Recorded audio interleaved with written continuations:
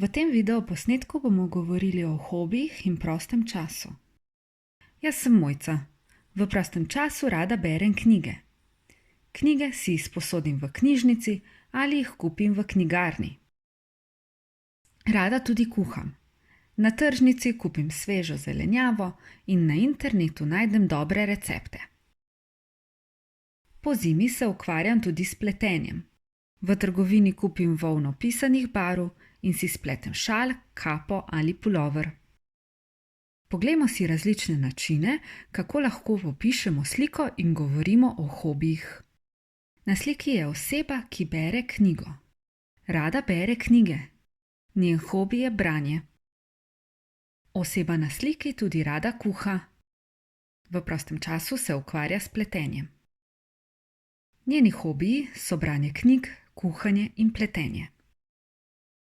Jaz sem Peter, rad potujem. V prostem času rad igram šah in videoigrice. Na sliki je moški na letališču. Rad potuje.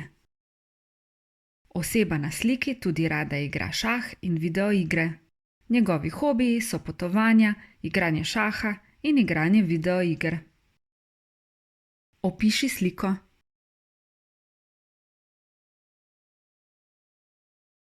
Na sliki je Tina. V prostem času se ukvarja s slikanjem. Rada tudi piše dnevnik in posluša glasbo. Njeni hobiji so slikanje, pisanje dnevnika in poslušanje glasbe. Opiši sliko.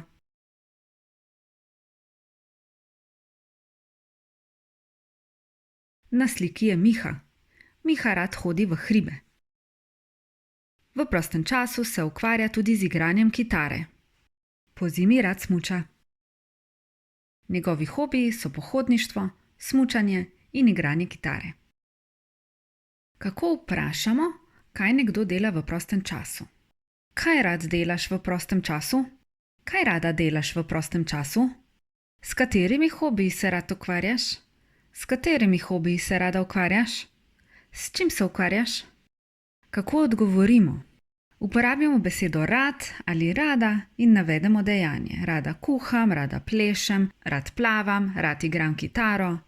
Lahko odgovorimo tudi s stavkom v prostem času se ukvarjam ali pa uporabimo stavek moji hobiji so in naštejemo različne hobije. Rad berem, rada berem, ukvarjam se z branjem, moj hobi je branje. Rad plavam, rada plavam, ukvarjam se s plavanjem, moj hobi je plavanje. Rad kuham, rada kuham, ukvarjam se s kuhanjem, moj hobi je kuhanje. Kateri pa so tvoji hobiji?